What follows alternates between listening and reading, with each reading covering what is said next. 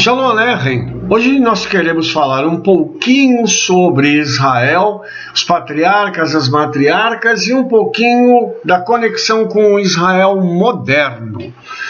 Vamos iniciar então.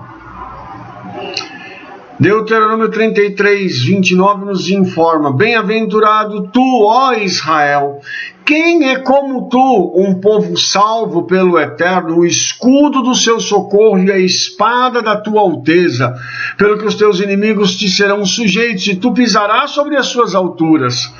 Esta é, amados, não só uma profecia acerca de Israel, mas também uma palavra que demonstra o amor que o Eterno tem por essa nação e pelo povo judeu. É interessante nós destacarmos algumas coisas aqui. Primeiro, quem é como tu? Ou seja, assim como o Eterno, a nação de Israel é única na face da terra.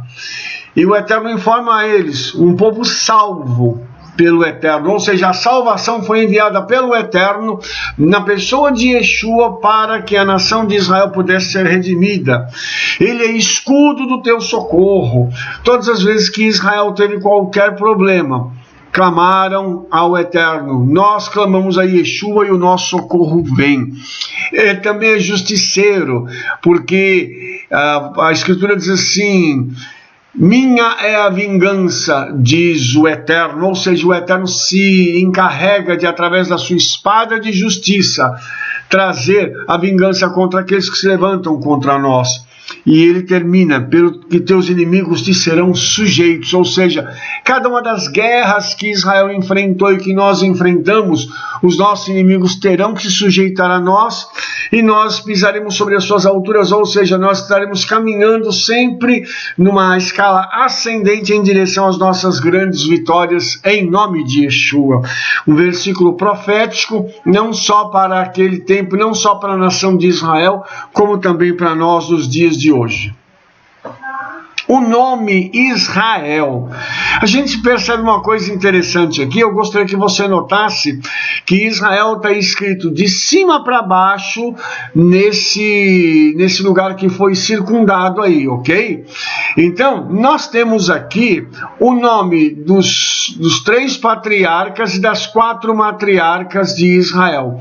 Nós começamos com Abraham, que é o 4 lá embaixo, ok? Abraham, nós temos Sara, que é o segundo nome de cima para baixo, está dentro daquele semicírculo, daquela elipse. Abraham, Sara, depois o primeiro nome, Isaac, depois nós temos Rahel, logo embaixo de Sara, e lá embaixo nós temos Leia, e do lado direito Yaakov. E, aliás, Rahel está embaixo de Yaakov. Rivka é aquele nome que está, o terceiro nome lá dentro da elipse. Então aqui, amados, nós temos uma coisa muito interessante, porque nós temos 3 patriarcas e 4 matriarcas, que dá um total de 7. E a palavra Israel em hebraico é formada de 5 letras, o que dá o total de 12. Ou seja, as 12 tribos de Israel saíram destes casais que aqui estão. E é muito interessante nós percebermos que toda a nação ela está contida neles. Só lembrando uma coisa, que as nossas matriarcas, todas elas eram estéreis e o Eterno teve que fazer grandes milagres para que as nossas matriarcas pudessem gerar. E o nascimento dos seus filhos foram através de milagres. Então nós vamos perceber que uma das coisas que embasam a nação de Israel são os milagres. Os milagres sempre acompanharam a nação de Israel, sempre acompanharam os nossos patriarcas, as nossas matriarcas, e Israel tem uma conexão muito forte com o Eterno, que sempre transformou o impossível naquele que seria o próximo passo da sua caminhada, levando Israel a um futuro glorioso. Vamos falar, aqui eu só estou repetindo um pouquinho daquilo que eu já falei, que Israel é composto de 3 patriarcas, 4 matriarcas, o nome Israel em hebraico 5 letras, um total de 12. Vamos agora falar um pouquinho de alguns momentos da história de Israel, rapidamente, né? Nós vamos começar já dando um salto para Moshe, né? Que foi o nosso maior legislador, aquele que nos deu a Torá, o Eterno deu a Torá através de Moshe, que já apontava para David Hamelech, o rei David, que foi aquele que se pareceu mais com o Messias, né?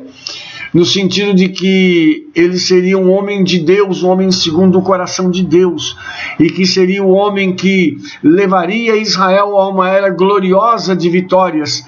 Uma das coisas muito interessantes é que Yeshua, ele é chamado de Ben David, filho de Davi, por ter essa conexão com o rei Davi, que foi na realidade o primeiro rei de Israel segundo o coração do Eterno. Depois nós temos a conexão com os profetas, que são aqueles homens que o Eterno levantou para mostrar as coisas antes, para dar sonhos, visões, palavras que viessem não só para exortar, no sentido de levantar a nação, como também corrigir a nação. Palavras que viessem dar um novo rumo para aqueles que haviam se perdido na obediência da Escritura. Tudo isso aqui, Moshe, David e os profetas, apontam para o nascimento de Yeshua, que nasce como a culminância da promessa do Altíssimo. Mashiach agora está entre nós. E Mashiach veio e trouxe a sua mensagem, trouxe a redenção para Israel e morreu segundo aquilo que estava escrito, ressuscitando ao 3º dia. Passado algum tempo, o templo de Jerusalém foi destruído e Israel agora é pulverizado entre as nações da terra. E isso fez com que a promessa que o Eterno havia feito lá atrás a Abraham, que o Eterno abençoaria as famílias da terra através dele, ou seja, dos seus descendentes, agora se cumpre de forma plena, porque o judeu está espalhado por todo o mundo e cada nação do mundo que tem um judeu recebe a sua influência e a bênção do Eterno através dele.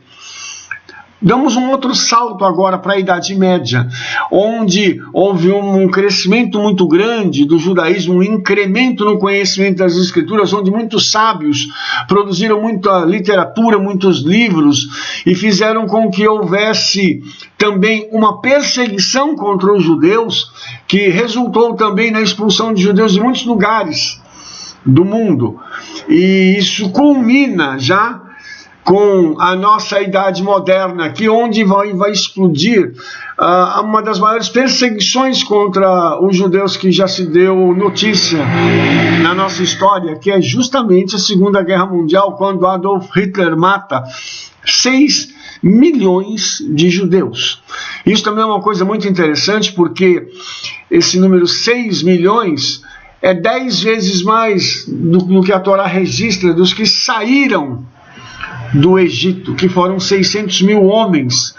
Lógico que 6 milhões incluem mulheres e crianças, mas nós podemos fazer uma conexão entre esse número daqueles que saíram do cativeiro egípcio vivos e agora esses que são mortos por aqueles que têm uma herança também vinda do Egito, ou seja, oprimir e matar os judeus. Nós chegamos em nossos dias quando a nação de Israel é conhecida como uma poderosa nação restaurada, uma nação que hoje encabeça a tecnologia, encabeça muitas coisas no mundo a nível de inovações, um povo que é influenciador, um povo que carrega hoje uma unção poderosa e que tem trazido a sua boa influência a todos os ditames da sociedade. Em todos os lugares da sociedade nós recebemos hoje a influência do povo judeu.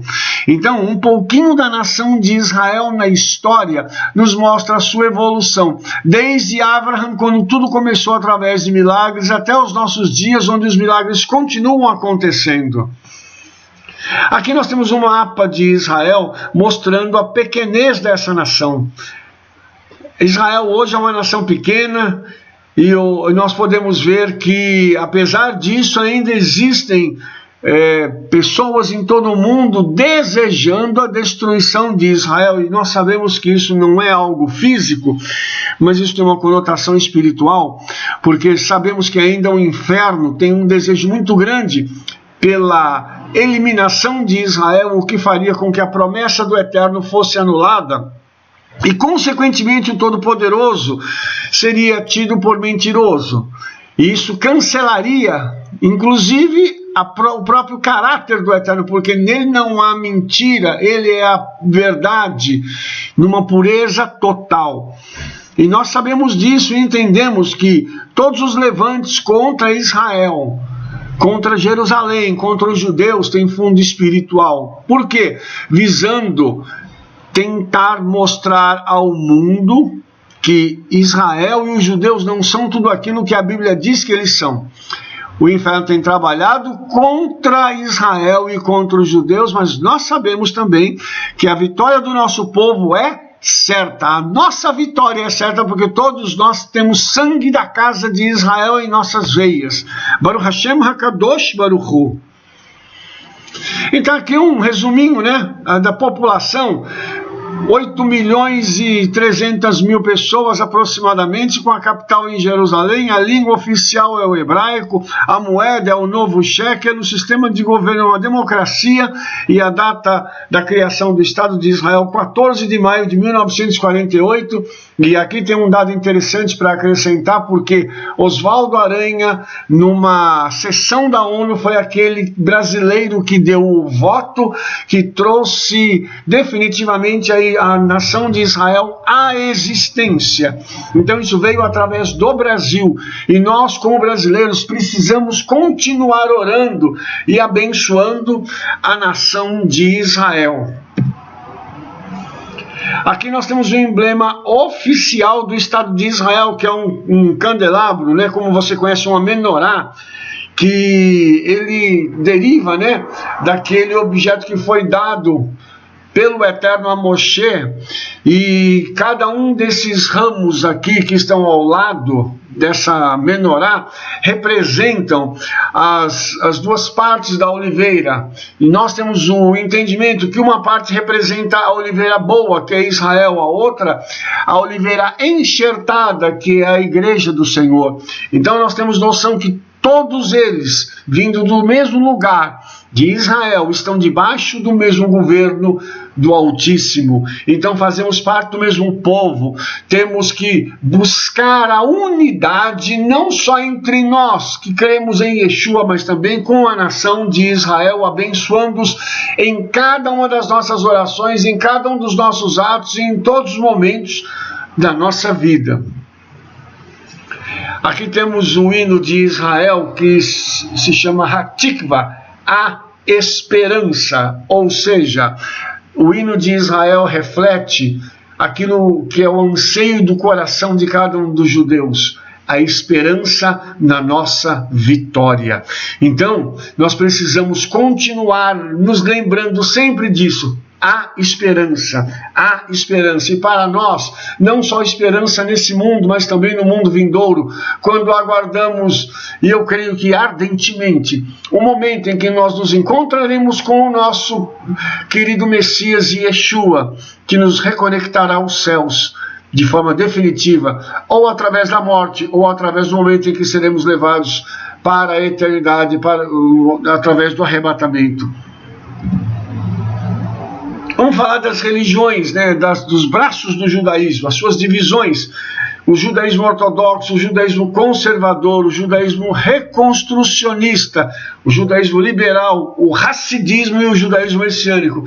Esses são os braços, né, ou alguns dos braços mais importantes do judaísmo na história atual.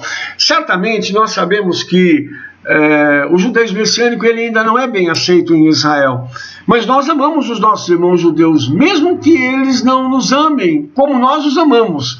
e nós reconhecemos o valor que eles tiveram na manutenção da palavra do Eterno, na conservação da originalidade das Escrituras, nas interpretações da Escritura, para que nós hoje pudéssemos caminhar num nível diferenciado de conhecimento da palavra do Eterno. Foram esses irmãos, os judeus ortodoxos, os judeus racídicos, que permitiram que essa palavra continuasse pura, guardaram o Shabat em tempos de guerra, em tempos difíceis. Eles foram preservados pelo Shabat e preservaram o Shabat. Isso veio para nós como uma herança e como uma esperança de que nós devemos obedecer ao Eterno em tudo para que a sua palavra se cumpra também em nossas vidas. Agora, vamos terminar esse vídeo seguindo o conselho do Salmo 122, verso 6. Orai pela paz de Jerusalém, prosperarão aqueles que te amam. Se você não tem nenhum motivo para orar por Israel, eu vou te dar um motivo egoísta. Ore porque você orando, você terá prosperidade, você terá riqueza. Sim, é verdade. Você vai ter isso.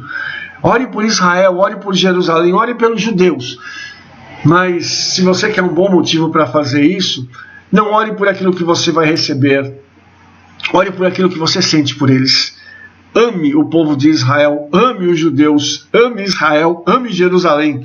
E certamente a sua recompensa será muito maior do que você espera. Que o Eterno nos abençoe. Espero que você tenha gostado desse nosso pequeno trabalho sobre Israel. Shalom, shalom, Shavuot Tov a todos. Beshem Yeshua Mashiach, amém, amém.